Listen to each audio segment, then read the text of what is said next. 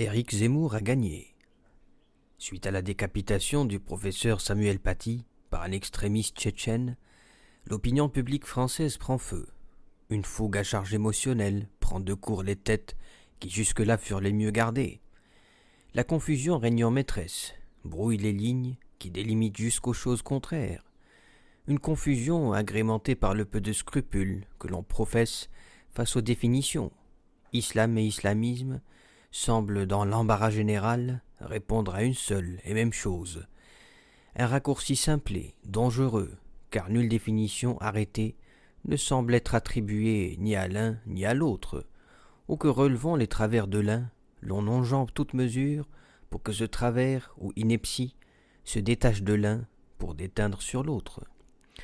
Nécessité est d'observer une honnêteté intellectuelle pour départager le vrai d'avec le faux, car il en va de la santé du vivre ensemble français.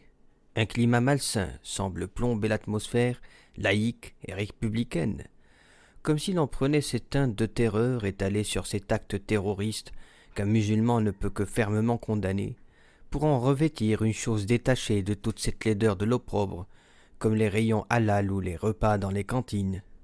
Un lien malsain, malhonnête, qui insinuerait peut-être malgré lui que celui qui mangerait halal serait capable d'ôter une tête humaine. Un brouillage subliminal qui fait au délire place dans une tête commune, prendre en otage sans ressenti, ou qu'au nom de la liberté d'expression, tout musulman se devrait de, par son expression, valider une caricature qui, selon son dogme, serait blasphématoire, ne la condamner en rien, ne point en dire du mal, sous peine d'être assimilé à un islamiste qui, sait-on jamais, pourrait se mettre à charcuter des humains sur la voie publique. Un chantage à l'islamisme, car un musulman peut à la fois condamner, et c'est une liberté d'expression, ces caricatures sans pour autant être un extrémiste. Mais cet enfumage ne date pas d'hier, c'est une entreprise de longue haleine qui a prospéré sous l'égide de certains médias français, un terreau fertile où le polémiste Éric Zemmour a su manœuvrer de ses tentacules de bon idéologue. Adepte d'une lecture littéraliste, le polémiste met le livre sur un piédestal, car sans doute est-il réputé pour être un rat de bibliothèque, mais peut-être que celui-ci devrait, avant de faire l'exégèse d'un texte sacré, plonger dans la lecture de Nietzsche, une passerelle qui pourrait l'initier au principe de la complémentarité. Comme dirait notre ami Zemmour, c'est très simple. Il se trouve que le commencement d'une idée puisse aboutir, si ce n'est dans un autre chapitre, dans un autre livre. Pour cela, deux facteurs sont indispensables à l'appréhension d'une œuvre.